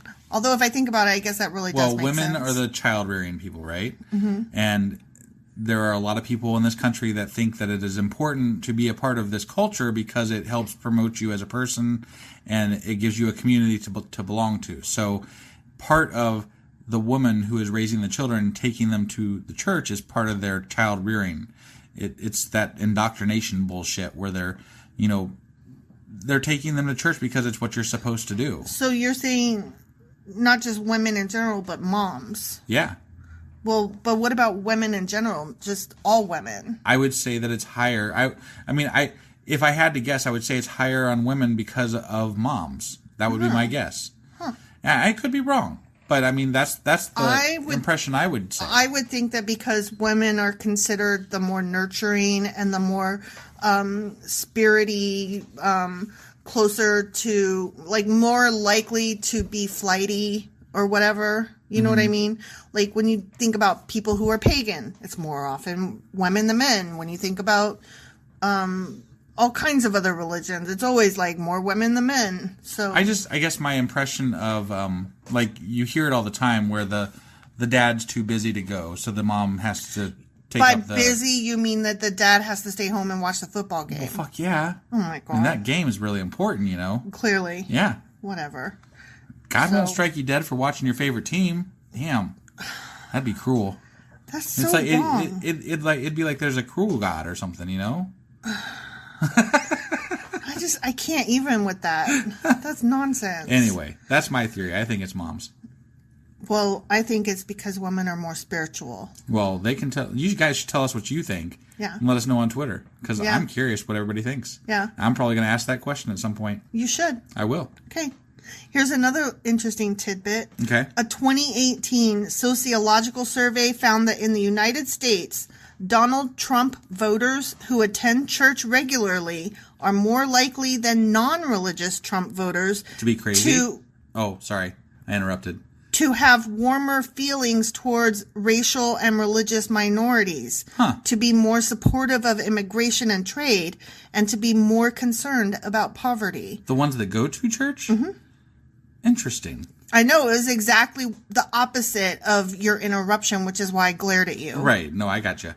Well, I mean, so generally the messages that you receive at church, I would say, are more often than not, wanting to, like, you're getting the Jesus message, right? The help other people and the lesser and yada yada yada. Right. So if you are an actual churchgoer, you know that's the hypocrisy in the Trump movement is of the religious right is what we always talk about. But they're the ones that don't go to church. They're the ones that don't. Yeah, exactly. They're They're the ones that not 22%. Yeah, they're that fucking percentage of people that say they go to church, but they don't actually go to church. They just want the fucking image, and they want that, the points. Yeah, America and fucking Jesus, whatever. Yeah. Fuck them. Yeah.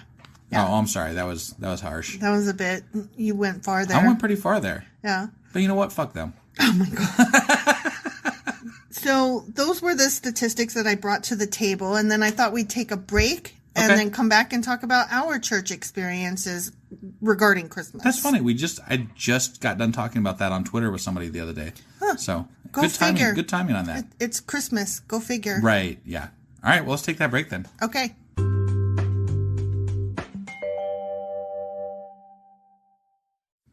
Okay. So why don't you go ahead now and tell me about that church experience that you had on Christmas? Well, I was just going to... So, I mean, when I was younger, we didn't go to a lot of churches. And I've covered this before, kind of. Like, we went to a Quaker church and stuff like that to experiment with church and stuff. But one thing I do remember is going to a Catholic Christmas Mass at one point. And it was cool. And even my dad went, who definitely did not believe in God. but it was more for the experience, I guess, and you got to see this once in your lifetime. Like the history kind of thing. Yeah, it's apparently, it was a pretty big deal. There's a lot of pomp and circumstance, and it's all, I don't know, it's a big old show. So big old show. That is funny. I don't know much about it. I didn't know anything about it at the time. I just remember that was one thing that I had to do. You experienced that. I had to experience that, yeah. So I did. I don't think I've ever been to a Catholic Mass. Oh, now we're going to have to do that at some I know. point, I think we should, just to say we have. Yeah, Yeah. Yeah. Maybe this year. What do you think? Oh, this year? Let me check my calendar. I know. I need more mental prep than just a week. This is kind of short notice. I need a year to think about it. Maybe we could do that as a special, another year, and then we'll just report on our experience. Okay, something like that. Yeah, we can do that. Let's do it another year. Okay, another year. Another year. Okay. All right. I can remember attending not church on Christmas, but those plays that they make the kids do, and it's always the nativity, every year. I don't recall ever going to one of those damn things. Are you serious? Yeah, I don't think our school had. It wasn't through the school. It's through the church. The church youth group does it. Got it. Yeah, I never went to a church youth group, nativity thing. You never got invited to watch the play? Not that I'm aware of, no. Well, I guess because I grew up on a small military installation overseas. Right. That, all my friends were in it. Got it. So, that must be why. Yeah. That's the only thing I can lived imagine. in a small town, so you would think I would have the same thing. But in that small town, there was, a ton of churches. So, right. Yeah. I think people kind of stuck to their own little clans. You fucking throw a rock out here, and you're going to hit a church. Maybe two. You probably skip it off one end to the other. The house that we lived in before this, our landlord was a pastor oh my God. at a church. Yeah. He was nut. That was fun. Wrote a book, too, apparently. Oh, whatever. He wanted us to buy it. Whatever. We never did. It was self-published, and there's nothing wrong with self-pub, but it was garbage. Yeah. And it shouldn't have been. You remember when you and our kid went to the Black Lives Matter rally here? Oh, and he was there? Yeah, he was there. Yeah, and only he was not on the correct side. He was not on the Black Lives Matter part. Right. He was on the concerned citizens yeah. with the loaded weapons. Right, yeah. Good guy. Great guy. Great guy. Yeah. So I don't really have any specific churchy Christmas things. So I don't have a lot either, so that was not, very exciting. My experience of Christmas, when I think about the pageant, the nativity thing, all I can think of is the Charlie Brown Christmas, the pageant that they put on. Right. If we just talk about Christmas experiences as I grew up, that was very materialistic, honestly. Well, no, I take that back. We had one year where we created, we all made our own presents for each other, for our family, and that was really kind of cool. And we used to go caroling around town. Our whole family went caroling around town. I wish we did that. That was fun. It was very much a sense of family and community, and I enjoyed that. That was definitely something that was fun. Because last year I was like, let's go caroling, and you were like, not a chance. Yeah, but people don't like neighbors anymore. You might get shot for doing that, so I don't know. It just doesn't feel the same as it used to. You might get arrested for disturbing the peace. I'm just saying, it just doesn't... I bet when you went with your friends or your family and did caroling, I bet that you didn't actually sing. I did. I bet you just mouthed the words. I sung. You sang? Really? Yeah, definitely. Yeah. I want to go caroling. I don't want to go caroling. I don't want to go look at the Christmas lights. We should go around town and sing Rage Against the Machine. Oh my God. No? No, that is not Christmas. System of a Down. That is not Christmas. Damn it. Okay. Stop. Stop. Ariel's, it's got angels in it. Behave. I'm just saying. Behave. Why? So anyway. What's your favorite Christmas? What is my favorite Christmas? So again, most of my Christmases were materialistic, but I did come down one year, and our parents, obviously, because, spoiler, Santa's not real. Oh my God. But hey, we're already an explicit podcast. I'm sure we can dump that one out there. All right. Anyway, so our parents had bought us every single He-Man that we didn't own at the time. And it was the most awesome Christmas ever. Like, I mean, it was literally every He-Man we didn't own. And every He-Man toy that we didn't own was all there. Every fucking bit of it. It was amazing. That's awesome. It was. It was really fucking... Oh, and then one time, my brother and I found a... The you know, like the tracks that you have, like the remote control cars, but they followed on the tracks, and you just the racer tracks or whatever. Mm-hmm. Well, our parents had gone through all this trouble to set up like the whole thing down in the basement to like test it out and stuff. Well, me and my brother found it and played with it for like 2 weeks before Christmas. Oh God! So, yeah, that was. So then, fun when too. you unwrapped it, you were like, boring. Parents were like, "Why aren't they excited about this?" And yeah, we didn't tell them until years later that we had discovered it weeks prior. You're horrible. You're a horrible human being. And yet when we were ordering gifts on Amazon, I was like, how are we going to avoid seeing what each other ordered? And you said, I won't peek. I don't have any interest in peeking anymore. I don't believe you. I don't. I don't believe you. Okay. Well, I mean, I don't. Well, I'm not. So what's your best memory of Christmas? My favorite one is one year when we were still overseas, and my mom and dad had got us Cabbage Patch Kids, and all of our friends had them. So this was like not the year they came out. This was like a year later. You guys were behind the We curve. were so behind, and so my mom got us the Cabbage Patch Kids, one each, and a bunch of clothes and like baby doll stuff so that we could play with them and, you know, take care of them. Yeah. And I'll never forget, mine was named Zelda May. Gotcha. Yeah, it came with that name. And I could not wait to get rid of that name with the little adoption paper thing with the little certificate. And I named her, what did I name her? It was something like Raquel or something like that, because I thought that was so exotic. Got it. Yeah. So that was your best one then? Yeah, again, very materialistic. So I got a quick question. What's that? What's your take on Christmas and Santa now? Okay, that's so funny that you asked that, because I literally heard somebody in a podcast today defending the existence of Santa, a full-ass adult. Yeah. And I loved it because, okay, well, this gets into what you and I were talking about recently with regard to the magic of Christmas. Right. Okay, so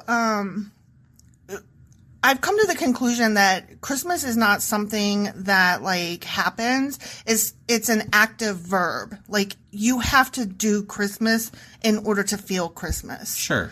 But that never really struck me so much as this year, because we did not put up any decorations. We did not put up a tree. We did not put up anything. That is true. And we haven't done one thing that's Christmas related. Like, we haven't gone to look at lights. We haven't gone to any Christmas parties or nothing. We've done no Christmas baking. Though there is some Christmas stuff coming up still. Well, that we're going to go to. What things? Dinners. That's Christmas dinner on Christmas. Right. I'm just saying that we do have some things coming up. Okay, but that is not getting in the spirit of the season during the season. Right. That's what I'm talking about. Got it. And then, so you were telling me the other day that, you know, it doesn't really feel like Christmas is coming. And that's what I was trying to convey, that, of course, it doesn't feel like Christmas is coming because we haven't done Christmas. And you can't just have Christmas. You have to do Christmas. I just feel like it's a lot of work to perpetrate a religious holiday. Yeah, basically. Well, I agree, but it's also fun. And I agree that it was fun when I was younger, but like as you get older, it's just like, yeah, okay, we're all in on the joke. But you don't want to do it for our teenager? Well, I mean, they're not real excited. Like, they're not real excited about it either, according to them. Now, yeah, but I'm just saying, like, I don't know. But maybe that's what I'm saying. Maybe that's our fault. It. Maybe that's our failing because we did not Christmas hard enough.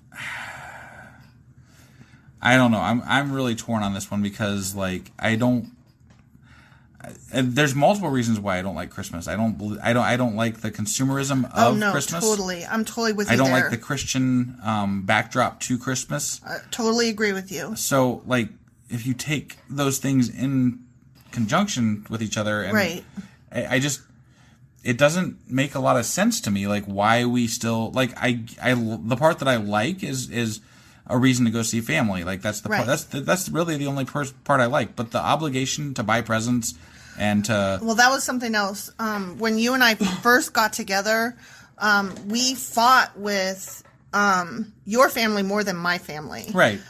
Because there was just this understanding that we buy each other gifts, and you have to buy everybody a gift.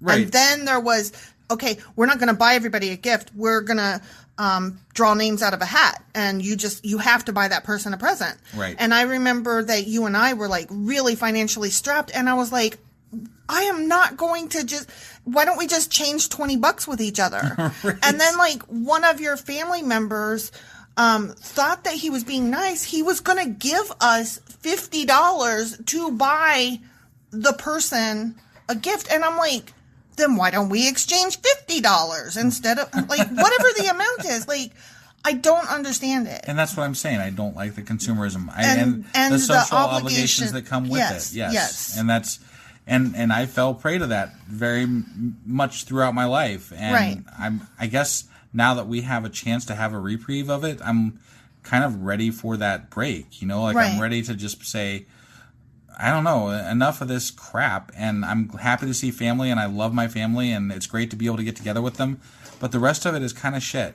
Well, here's my thing. I love buying stuff for my kid, but I love buying stuff for my kid all the time. Yeah, for sure. And so when Christmas comes around, I try to do a little bit more than usual. Right.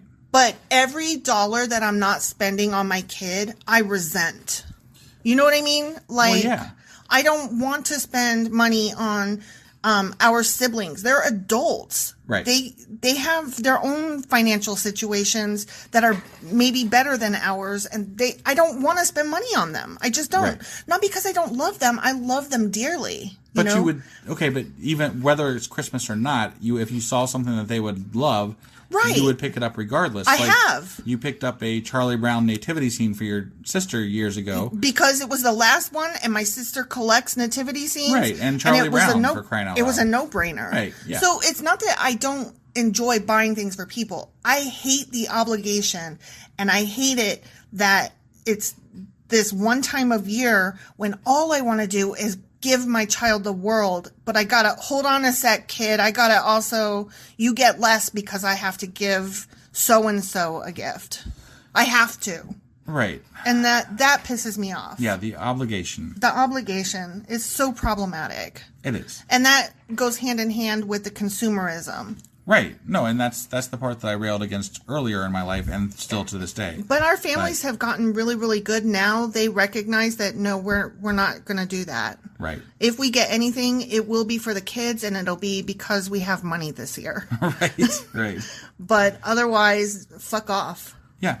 I mean, honestly. So that's our confused self-take on Christmas. Yeah. We'd love to hear your take, because I think for a lot of people, this is something that it's confusing. Everyone struggles with as to how to deal with it and what to do, especially in this, if you're an atheist or humanist or even a non-practicing Christian, right. I mean, those are, it's something that people question and struggle with, I think, is how to do this whole season. How to do Christmas when you're not a Christian. I mean, it's one of the highest points for suicide because right. of stress, because of and being money, alone. because of, I mean, there's just being so many alone things. at Christmas. Being alone.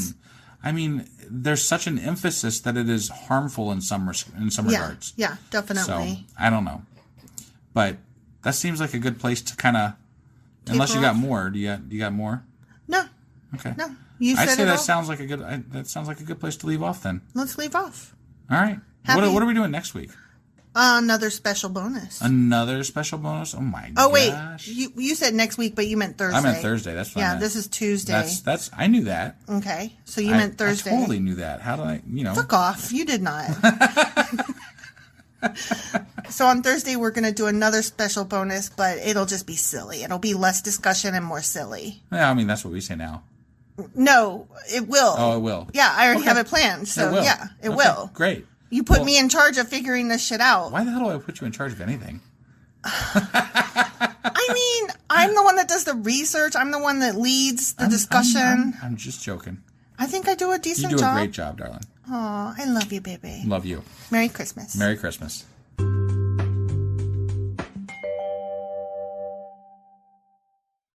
Hey, we have an editorial correction. We do indeed. Yeah.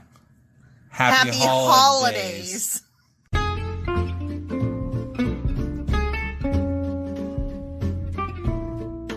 Husband, Yeah, wife.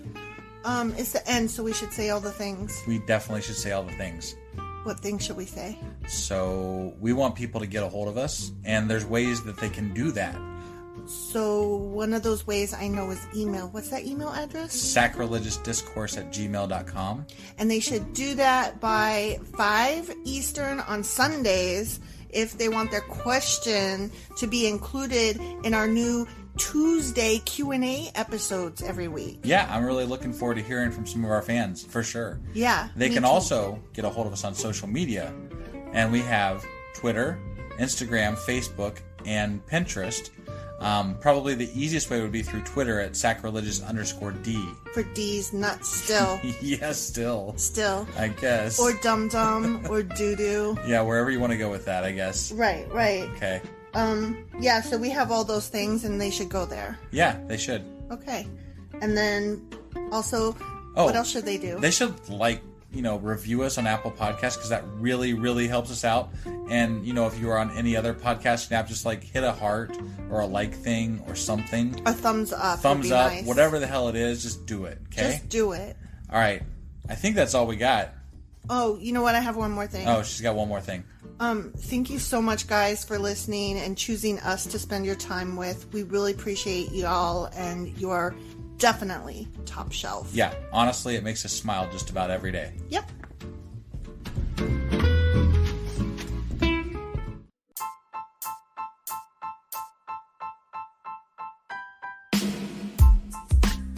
Hey, wife, I guess that's the end?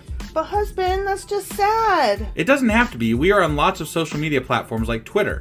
Our handle there is sacrilegious_D. For D's nuts. Oh my god. Stop doing that. Anyway, we're also on Facebook, Instagram, and Pinterest. There's a link to all of our social media sites at our website. Ooh, we have a website? Yeah, it's sacrilegiousdiscourse.com, where you can also find a link to our merch shop. We have a merch shop? Yep, we have podcast-themed clothing, mugs, notebooks, and more, as well as an atheist and science-themed products. Wow, our fans should really go check that out right now. Definitely. They can get in touch with us by sending an email to sacrilegiousdiscourse@gmail.com. But before they do that, we could really use some help. Oh yeah? With what? Well, it's not free running the podcast, and we need some financial support in order to get better equipment, which will free up time so we can concentrate on our podcast and our fans. Okay, so what should they do? Head over to patreon.com/sacrilegious discourse and sign up as a contributor on our podcast. Supporters there receive additional bi-weekly episodes that we record just for our Patreon members for as little as $2 a month. Also, we'd really appreciate it if you would like and subscribe on whatever platform you're using. And Apple Podcast reviews help us out tremendously. Like and subscribe. Leave an Apple review. Join us on Twitter. Support us on Patreon. That's a lot of instructions. Don't forget to say thanks. Thanks! Okay, bye.